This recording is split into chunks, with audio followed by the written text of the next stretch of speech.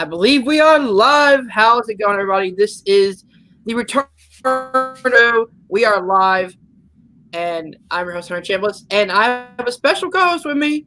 It's Luca Madden. How's it going, man? It's going well, yeah. It just came off a very fun trivia game. Not going to say anything about it besides that, but yeah, it's fun. Had some pretty intense trivia, and now it's time to chill out, have some fun, talk about a serious masterpiece, Steven Weber, Them Hedge Animals. I'm so excited. The Steven Weber one, The Garden? Come on. One of the greatest screen portrayals of all time. No. We're talking about we're actually talking about one of my favorite horror movies of all time, Stanley Kubrick's The Shining. So yeah, guys, you know how the HorrorScope show works. We begin with a plot synopsis. I cannot say that word. That's a running joke. I can never say the word correctly. But I mean, you just seem to do a pretty decent job of it. Awesome. Plot synopsis.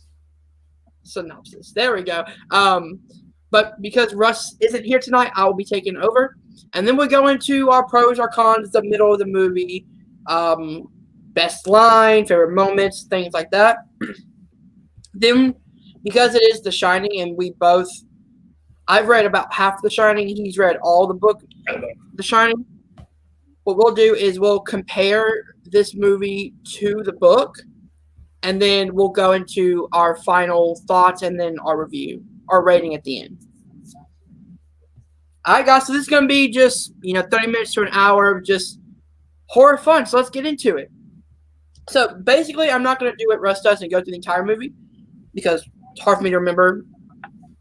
But pretty much it follows this family, and they go to the Overlook Hotel. And then you find out that it's haunted. It's got a deep, dark past. And then some crazy shit goes down, let's say the least. But overall, you guys know The Shining. It's a classic. It's one of my favorite horror movies of all time. Though people debate whether this is considered a horror or a straight thriller. I consider it a horror and thriller. But so I put it on my best horror list. But I think it's unambiguously a horror movie. I think that it's has all of those key elements of the main characters going out into an isolated space. They're very sequestered away from the rest of the world. Yep. It deals with those ideas of isolation, of insanity, and I think it's pretty unequivocally a horror film. I think especially considering the tone of the film as opposed to the tone of the book. Yeah. I think the film is, to me, unambiguously a horror movie. So much of the film is about attempting to evoke a sense of horror and to horrify the audience, which to me is like core to what makes a horror movie. Yeah. That term psychological thriller, I think certainly The Shining has elements of that too, but it's supernatural, it's ghosts, it's a haunted house story, essentially. Mm-hmm. But there's also the very human drama of Jack and his character and the family, and it is certainly both thrilling and horrifying in equal measure. Yeah, I definitely agree about that. You know what? This is live, and I just made a mistake. I forgot to send out the live link. Let me go and do that real quick. Because I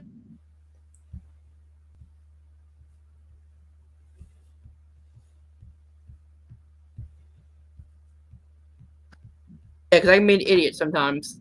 But it's live. What are you going to do? All right. It happens to the best of us.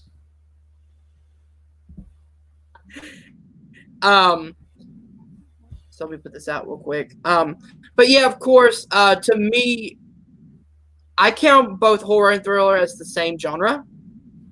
Because I know a lot of people say like Silence of the Lambs, another one of my favorite horror movies, is considered more of a thriller. But to me, there's a lot of horror elements to it. Sure, I think that with films like Silence and stuff like that, like the thrillers of the 90s, Silence, Seven, those kinds of movies, they all have that similar intent to horrify. But I think those things are more debatable than The Shining, which is unambiguously supernatural, unambiguously, ghosts and hauntings and psychic powers and that kind of stuff. I think that to me is what pushes it over the line. Yeah. But let's get into more of the middle of the movie, things that we absolutely love about this movie, which I could talk about this movie for hours, but because we don't have hours and hours, we're kind of condense it to more of our favorite scenes, favorite lines, favorite shots, because the way this movie is shot is so beautiful. Absolutely. Beautifully shot movie. Beautifully shot. Especially... sorry, go ahead. No, I just think the cinematography is incredible. It makes the Overlook its own character. The cinematographer of this movie is John Alcott. And the way he shoots the Overlook and some of the transitions he makes from the maze in the model of the Overlook to the actual maze, for example, like that transition is so seamless and so beautiful. So good. And yeah, I like especially a lot of the long takes he does. I think the sound design too, right? Like there's the film, both the cinematography and the sound in this movie work together so well. The tracking shot where he's on the tricycle and you hear the sound of the tricycle wheels on the wooden floor and the carpet, and it has that sound starting again. It's such an atmospheric audiovisual experience. Like the Overlook is so fully realized. It looks enormous. It looks oppressive. It looks evil. The Overlook is made to have a very clear and defined identity in the film, which I think is just stunningly well done. Yeah, so that's one of my favorite, like, just overall aspects of the movie is the fact that, like, the way it's shot is so uniquely, like, its own. Like, the long shots, the way it makes the hotel, as you said, feel like it's its own character. It's so uniquely done. With its own agenda. Like having like Lloyd and Grady and stuff like that, like gives a voice to the Overlook with like the bartender, for example. But it's kind of clear what it's doing anyway. And I think those parts are very welcome. Like the conversations between Jack Torrance and the ghost bartender are very, very important for Jack's character. They're kind of less important for the Overlook Hotel itself because so much of what the Overlook is doing is embedded in the cinematography. Yeah. I also love how in this movie it goes super slow with the transition of Jay. Because he starts off, you know his past, you know what he's done, but you can see he's really trying to make this work with Wendy. Sure. But as the hotel gets a grasp on him, that's when his real inner demons come out. For sure. And I think that we'll get into this a little bit more when we talk about comparisons between the book and the film and the miniseries and all that kind of stuff. But a lot of people's issue with this film, if they have one, is this idea that, well, Jack starts out and he's just kind of a crazy, weird, over-the-top kind of menacing.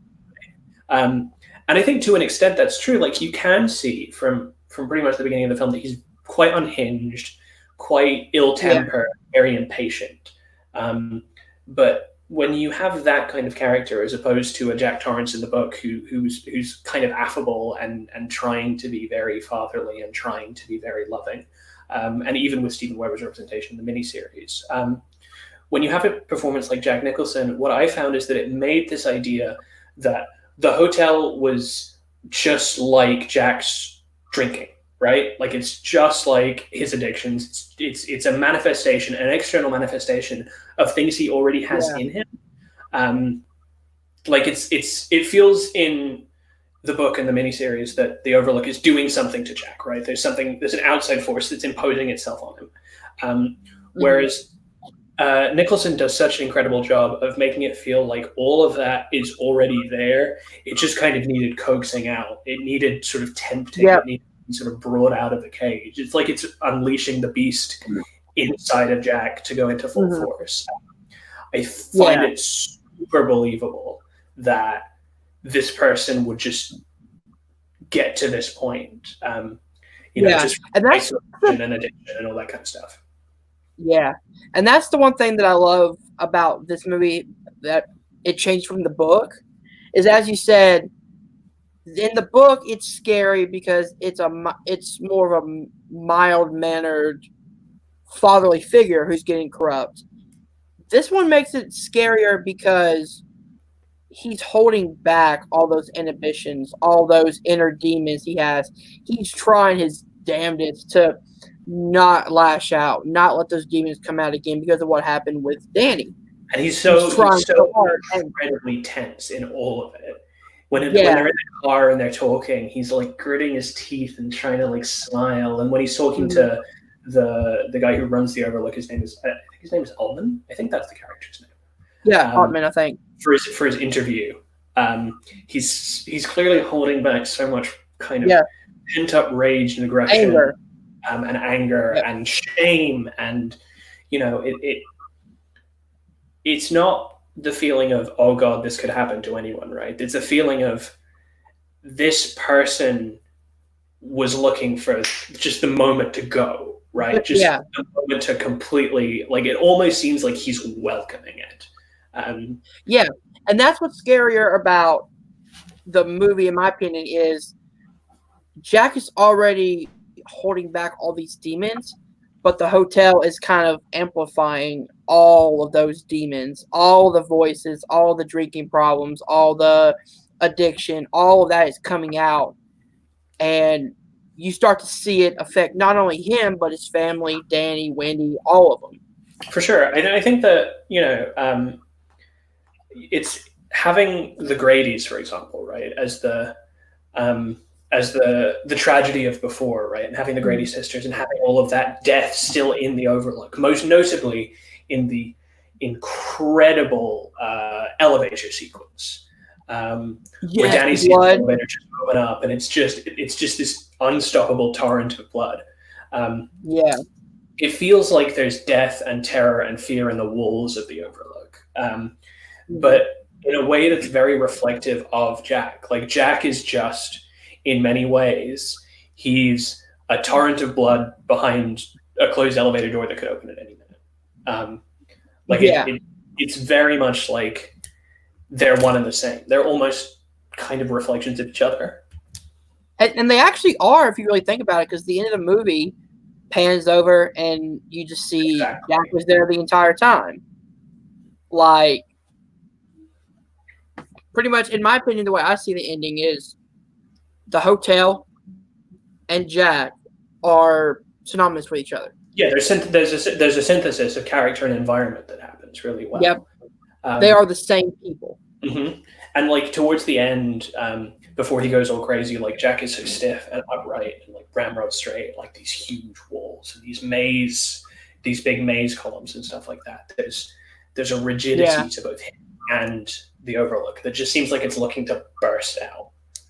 And there's actually one scene where I think the cinematography is just mind-blowing, and that's the scene where it's a zoom pan to Jack sitting, and he's standing in a turtleneck. Sure, at the window. At the window, and his face is pale. And not only that, but the way that kind of the hotel changes the physical appearance of Jack as well. For sure. He starts off full of life, full of color. But slowly, as he, goes crazy, he starts to become pale, cold, isolated. Mm-hmm. There's a loneliness to it, and there's that great scene, which I keep talking about, this reflective thing. There's the great scene where he's throwing the tennis ball at the walls of the Overlook, and it's just coming right back. Yeah. Like, he's throwing this aggression. He's trying to throw away his demons. He's trying to throw away his past, and the hotel's just bouncing right back. Like, no, it's coming right back at you. You can throw it as many times as you want. Of course, we have to talk about another great cinematography scene, and that's Room 237. Sure. Room 237 is there's that idea of like beauty up front and decay just waiting underneath, right? Like that idea of Yeah. both Jack's temptation, him being tempted by the woman, and this idea that things might look beautiful at first glance, but from a different angle, it's corrupt. It's all dying. It's just decrepit and twisted, and at this point beyond repair. Ideas of reflections and different perspectives come up, obviously, in Red Rum, right? Red Rum is a reflection of murder and that kind of thing. There's a lot of reflective imagery, and a lot of things from different ways being flipped. Yeah.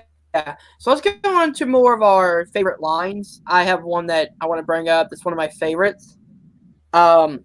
It's when Jack is so set the scene. He's typing away on his screenplay.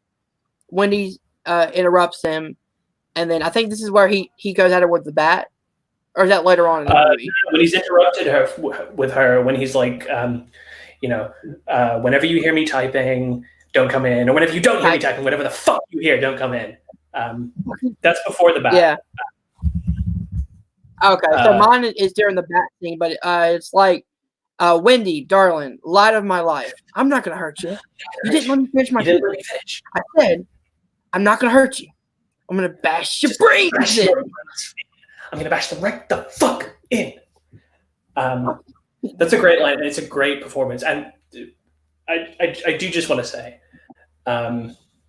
Shelley Duvall in this movie is incredible, right? And people kind of give a little bit of flack to Shelley Duvall for her portrayal of Wendy in this film, because she's whining and crying all over the place and can't deal with it. But like, it's really a breathtaking performance, and it brings the kind of the tragedy and the loneliness and the panic of the situation right to the forefront. Because she's so clearly, in so many ways, just trying to do her best as much as she can, just trying to do right by Jack.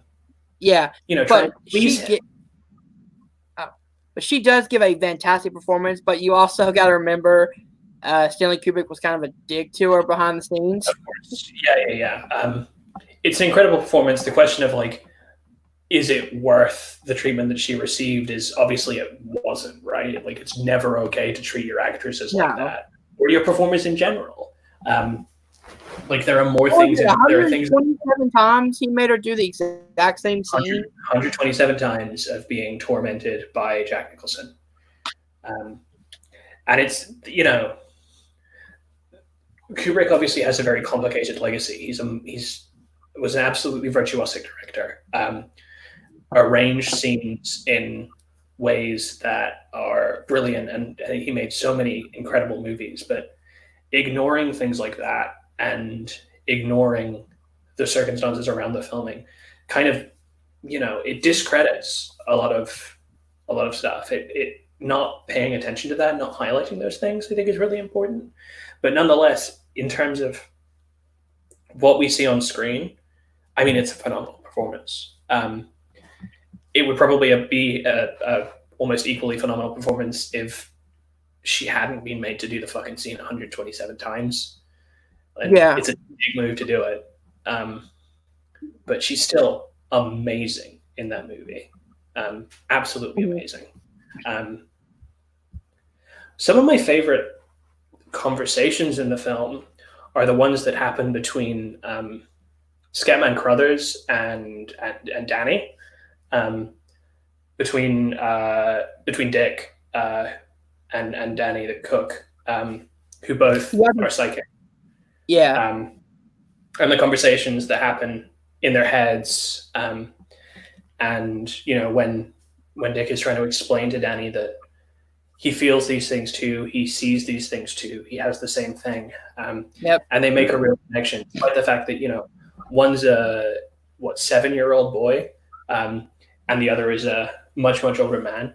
They relate on a significant level. And when Yeah. Dick's One of my favorite lines. Oh. No, go ahead. I love the line where Dick is explaining The Shining, and he's like, me and my grandmother's entire conversation went on our mouths. Yeah, there's such warmth in Halloran's character. There's such a kindness and a gentleness, and he clearly cares, and he clearly knows that something is going wrong, that this is not going to end well. But he shows this care so well. Yeah, it's just a brilliant character, and his relationship with Danny is excellent. So back to me real quick.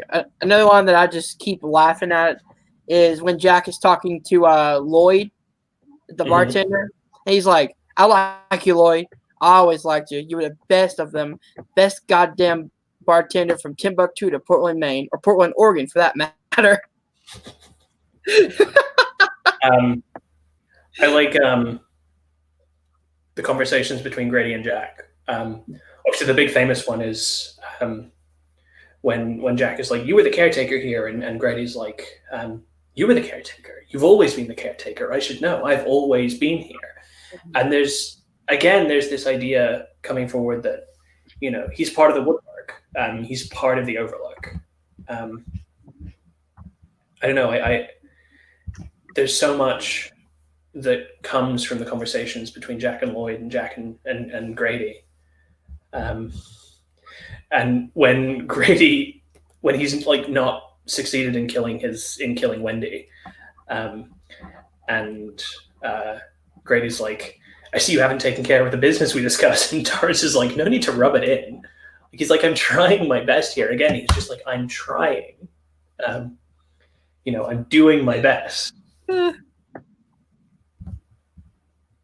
Yeah, and then of course you have to bring up the type scene. All work and no play makes Jack a dull boy.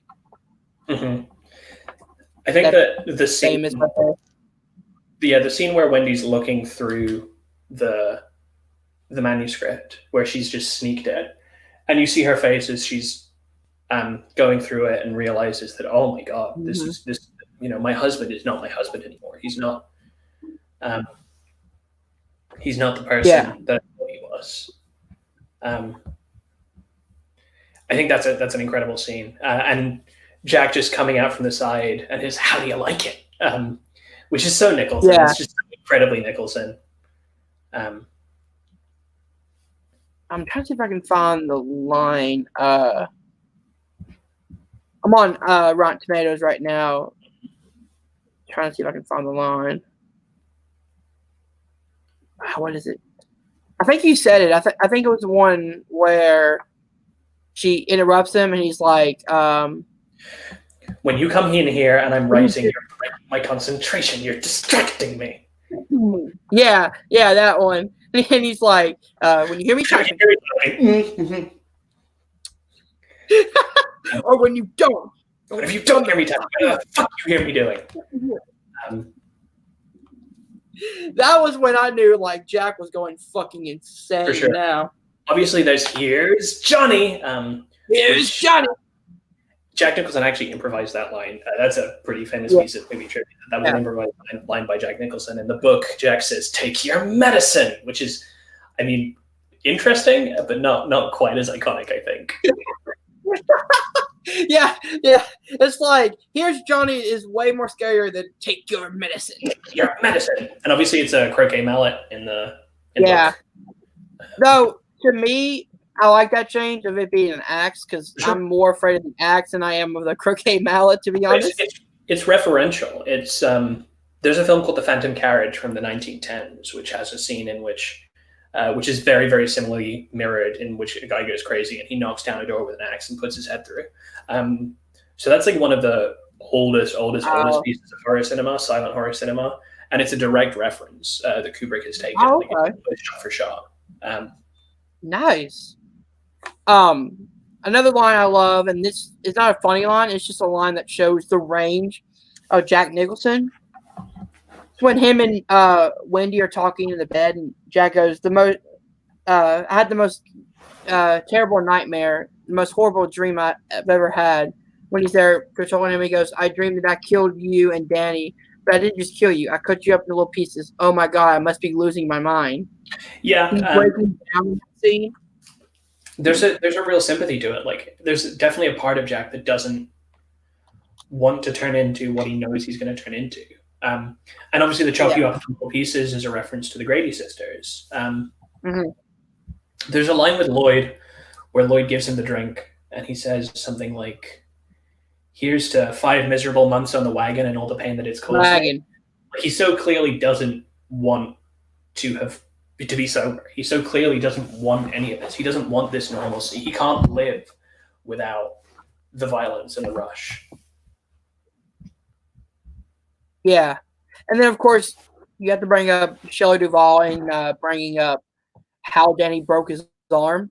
That was a heartbreaking scene, too, because you can see she's clearly still pissed and, like, emotional about it, but she has to put on a smile for the therapist, say it was just an accident when she knows it wasn't just an accident.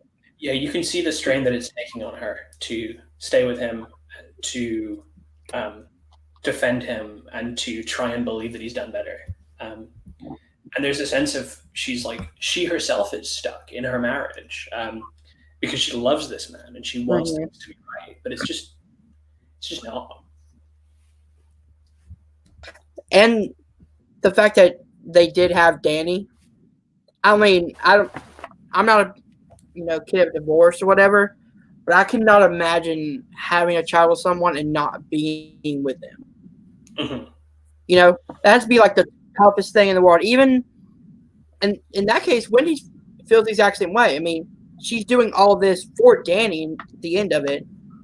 Like, you can tell she really cares about Danny, as Jack is more of the Jack cares, but he's more of the stern father figure that, gets drunk and then does, dumbass mistakes. Wendy is the other hand of the loving mother who really wants to protect Danny, but doesn't want to hurt him by divorcing. Yeah, I mean, and they're obviously, like, considering the time, divorce was much less common of a thing. And that sense of stay together for the kids, like, it's better that Danny has a dad at all, even if he's putting him at risk. That's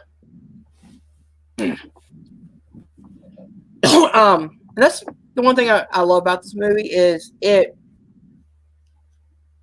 it's not just a horror movie for horror movie's sake, but you have a lot of these characters that you believe in. Like, you want Jack to succeed. You want Wendy to be okay. You care for Danny. You care for all these characters. That way, when things do happen at the end, it's emotional. Even with Jack getting, frozen at the end in the garden, you knew it was coming. You knew something was going to happen to Jack, but it's still heartbreaking at the end. And it's so jarring. It goes from him, kind of walking through the snow, clearly getting, needing to get down, and then instantly it snaps to just him frozen to death in the morning. We actually haven't spoken about Danny very much. We haven't. Which Wendy, but Danny's a really interesting character too, and this he is of what Tony is, and how he has this power. It's not super overlabored with explanations. It's like Halloran says, some people shine and some don't, and some places shine and some don't.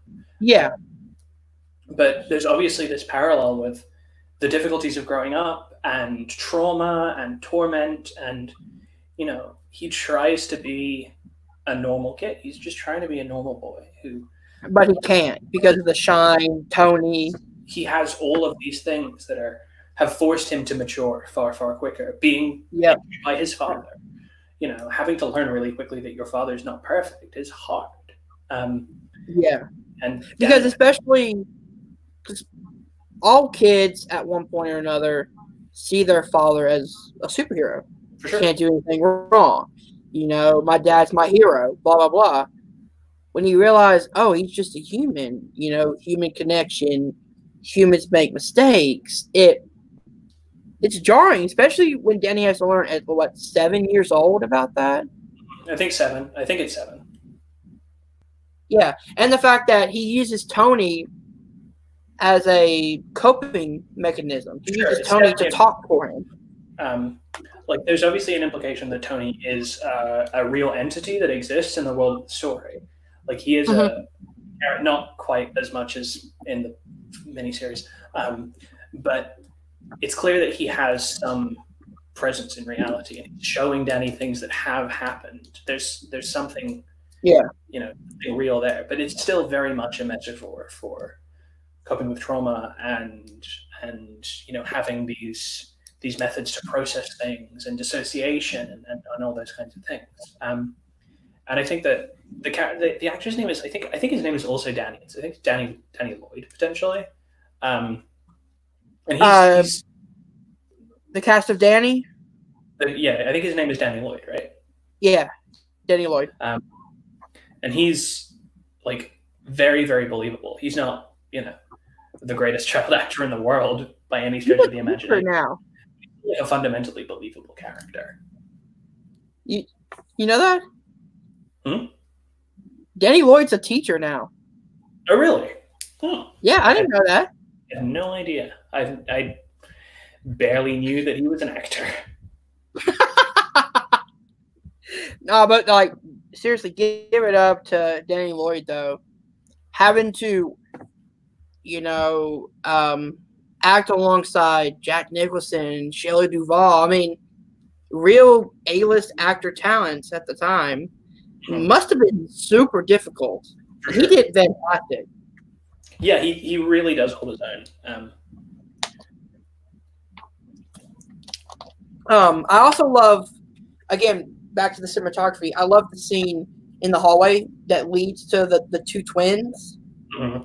And you brought it up, the hearing of the wheels on the hard floor, and then it's stopping when it hits the carpet, and then hits back up again, and then you turn the corner. Yeah, a great tracking shot. And you hit the corner, and then boom, there are the twins. Mm-hmm. I think that it's a really, really cool use of POV. And because obviously he's on a tricycle and he's a small kid, it's very, very low down, and it follows the wheels, and there's an instability to it, which I think is really, really effective. I never understood who the twins were. Is that the Grady sisters? Yeah, they're Delbert Grady's kids who he killed. And chopped him up with an axe. The previous janitor. Yeah. Which again, that's another great dialogue scene when he's bringing up the last housekeeper or whatever. Oh yeah, in the initial interview where he's kind of dancing around it and trying to like. I think I actually have the line. Let me see if I can find it. Yeah, here it is. Ullman goes, "My predecessor in this job left a man named Charles Grady as the winter caretaker, and he came up with his wife and two little girls. I think they were 8 and 10. He had a good employment record, good references, and from what I've been told, seemed like a completely normal individual. At some point during the winter, he must have suffered from a complete mental breakdown, ran amok and killed his family with an axe, stacked them neatly in one of the rooms in the West Wing, and then he put a barrel of a shotgun in his mouth." The implication is obviously that would have been Jack's fate as well, even if he had succeeded in killing his family, even if he had achieved his goal. Yep. Nothing. It's a complete fated end for Jack that he dies. Yep. Like that's just what's going to happen to him. And the one thing that I love that they bring up is the good criminal record. He had a clean record. He seemed like a stable individual, and that shows even anybody can be affected by the hotel, by the isolation, by the entity, by whatever. Like, the isolation is the most scariest part of this movie. For sure. There's this idea that, your true colors are revealed when you're away from the world, when you don't have the pressures of society on you, where you don't have, kind of polite society Yeah. telling you to do this, that, and the third. And I think that that's kind of pushed with the idea of Jack and with the Grady twins. That idea that Mhm. deep down maybe we're all just monsters, and I don't think that's what Kubrick is necessarily pushing for.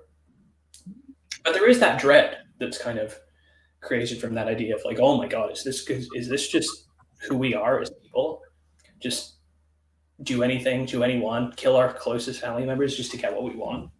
Yeah. And another thing that I love about this whole movie in general is how every time you watch it, every time I watch it at least, I get a new message. Mm-hmm. And everyone has their own interpretation about what the ending means. What does this mean? What does this mean? There's so many theories that all of them could be correct or they could all be, complete lies. But the fact that this movie's 30 years old, 40 years old, something like that? 40 years old. 40 years old, yeah. And everybody's still talking about this movie shows that it is a classic. It's timeless. I think it's 40 years old in like a couple of months. Oh, wow. Yeah. I think it was released May 1980. Timing then, huh? Yeah, for sure. But with the good, there has to be some bad. This is actually really hard for me to pick some cons in this movie. Yeah, you're not gonna get many cons out of me here. No, me neither. The one I can't say is kind of a nitpick is what people brought up about Jack Nicholson. He's great in the role, but he is kind of already crazy to begin with. So, kind of in the book and in the miniseries, this is the only thing I think the miniseries did better than the movie, was that Steven Weber felt like a normal guy who gets corrupted by the hotel. Jack Nicholson feels like he's already unhinged, but the hotel just brings it out. Two completely different ones, but if you want one similar to the book, the Steven Weber one gets that more closely than the Kubrick version. But I love, the movie surrounding it more than I do the miniseries surrounding it. For sure. I mean, like, I personally, my opinion as always kind of the same. Like, spoiler alert, I don't like the book at all. So I'm sorry, what? I don't like the book.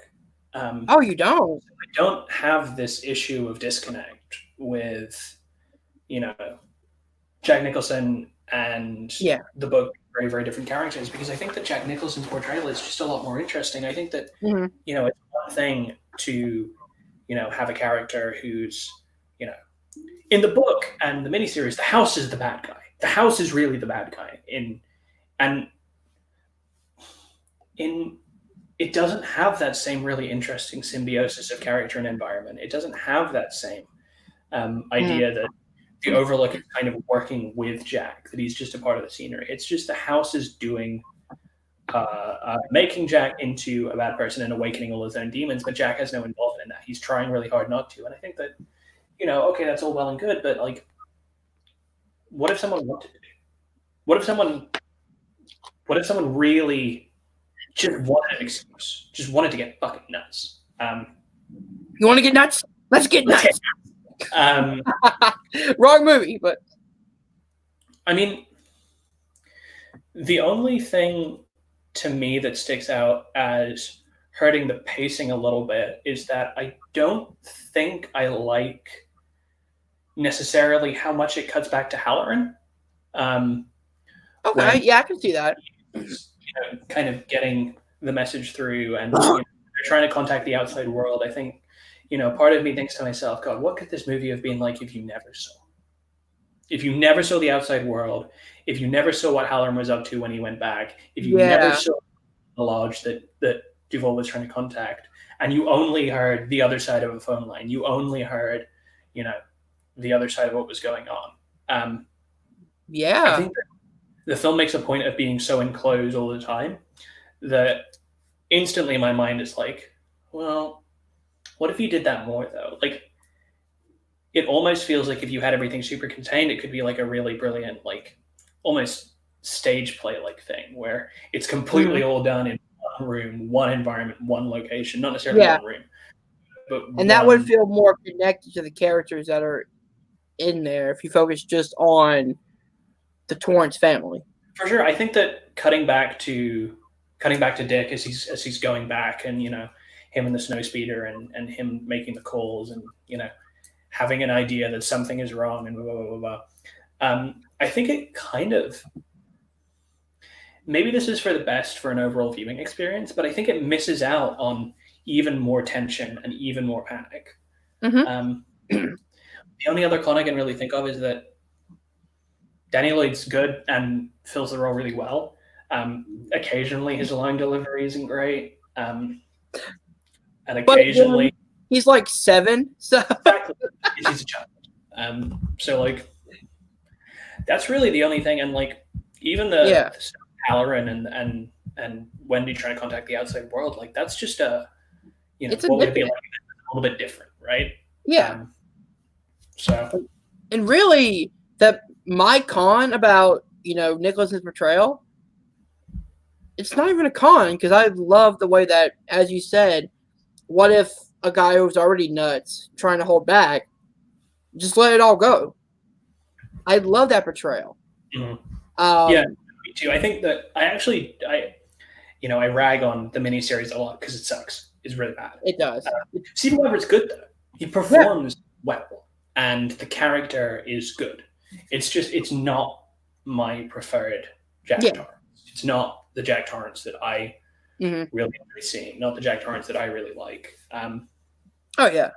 And see, as someone who is, like, halfway through the book right now, I got to, like, kind of see the Jack Torrance from the book.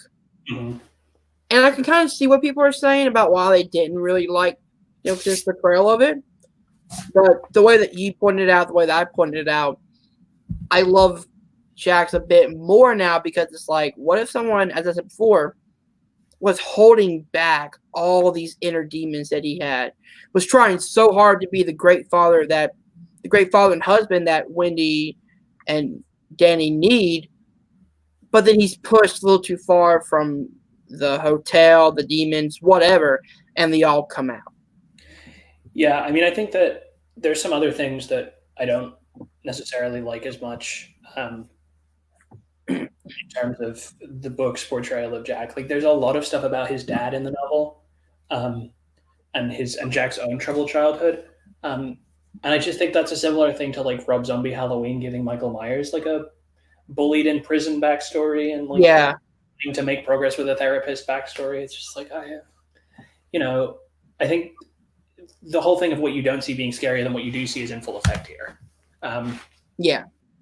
Like, I like how conservative the film is with answers, really, about anything. Everyone who is part of the Overlook, Lloyd, Grady, and Jack, are not to be trusted. They're unreliable figures. And I think that works much, much better than a narrative voice that tells you all of the stuff about Jack and his dad.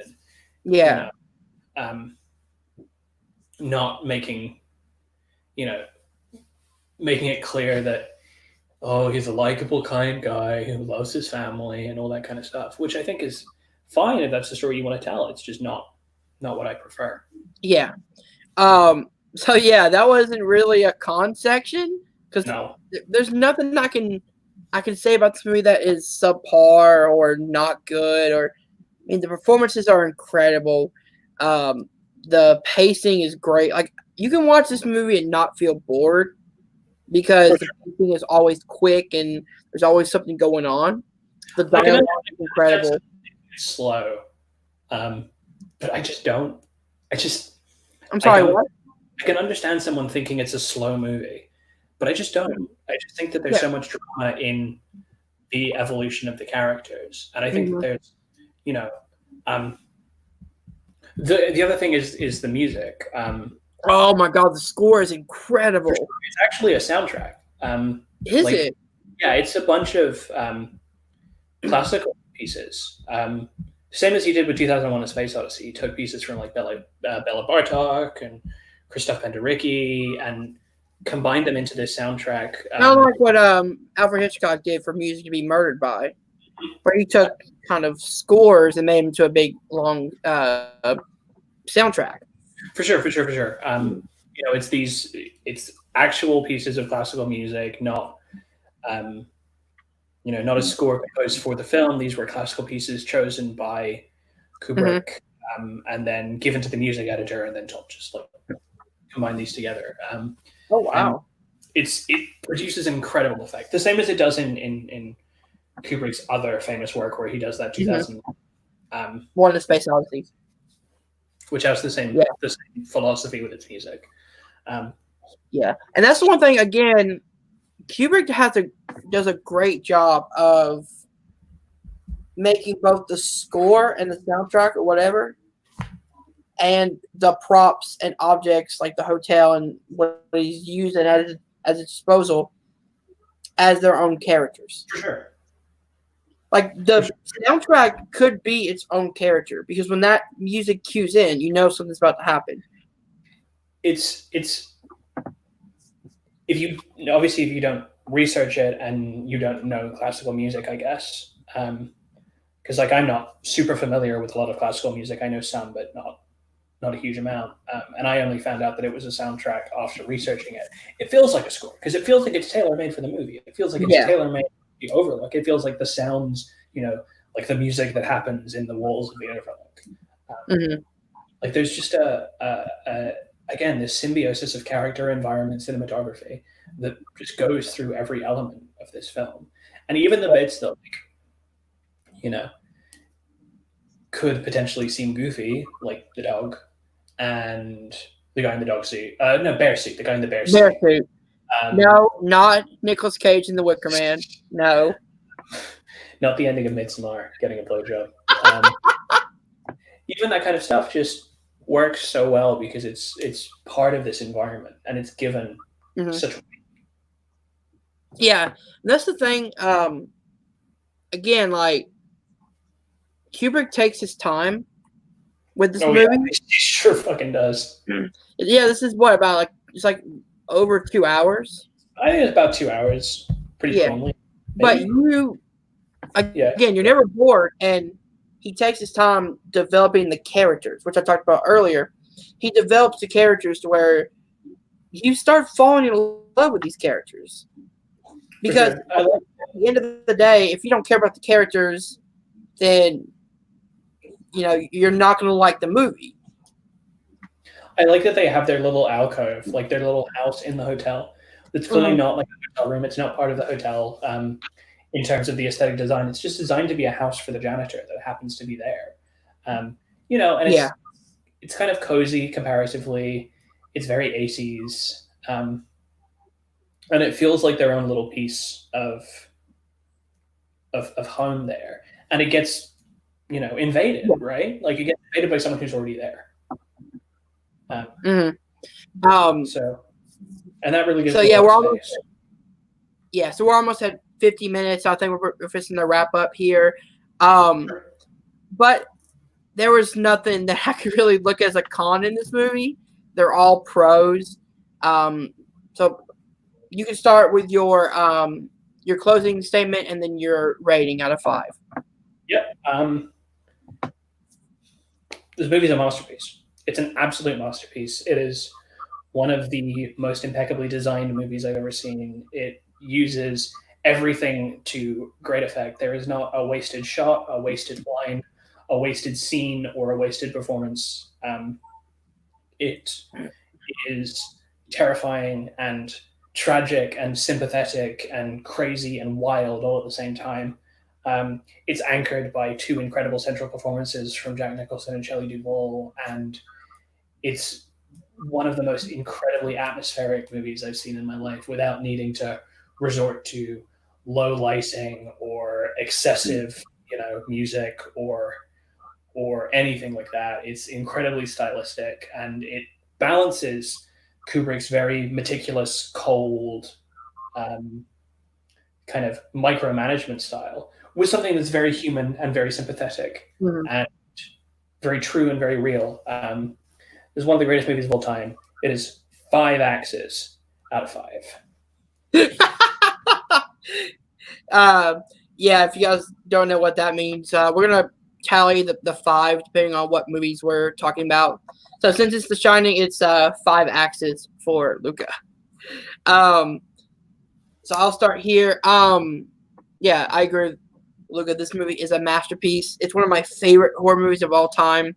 The score, the dialogue, using the imagery, the hotel as a character. The performances are incredible. 2 central, fantastic performances. Directed beautifully. Stylistically, there's always something to look at. Great use of color. Great use of imagery with the, especially the maze in the hotel and the maze outside scene. Beautifully shot. How they connect together. Yeah, I agree. 5 axes out of 5. Definitely a masterpiece for me. Well done, Jack. Well done. All right, guys. So if you guys don't know, I will go ahead and announce it here. Luca is now part of the HorrorScope team. So you guys know me and Russ rotate weekly. So what we're going to do now is add Luca to the mix. So it's going to be 3. Like I pick one, then Russ picks one, then Luca picks one. Since Russ isn't here to announce his, go ahead and announce what movie you want in the horror corner for the week after next. Never going to be anything else. We're going to be looking at the 1973 Robin Hardy masterpiece, The Wicker Man. Damn it! Not the Cage one. No, never the Nick Cage. I swear to God. Not the beast. You get me here for 100 episodes. We'll do Wicker Man 2006. I promise. My 100th episode. 50 episodes. We should do it. 50 episodes. That's fine. Almost a year from now. Huh? I said almost a year from now. Yes. All right. 1 year from now, Wicker Man 06. Look for it. Nah. Who knows? That might be my movie, Wicker Man 06. Shit. When you remember, I get a pick. Oh, yeah. I get to pick too. You're both going to pick The Wicker Man 2006. We'll do it 2 weeks in a row. 2 weeks. Back to back, baby. Back to back on The Wicker Man 6. 2-hour special. Yeah, let's do it. No, but Luca, welcome aboard to the team. Glad to have you here. Where can people find you online? Again, they can't. You can find me as a regular member of the HorrorScope podcast and doing Movie Trivia Challenge. And that's about it. Besides that, leave me alone. I'm private. He is in a bathroom, for God's sakes. Leave him alone. In a bathroom because of coronavirus, and I'm stressed out. All right, guys. And if you did enjoy this, hit that like button. Subscribe to Nerd Entertainment Network below. Thank you guys for watching. We'll see you guys soon. Hit that bell. Hit that bell.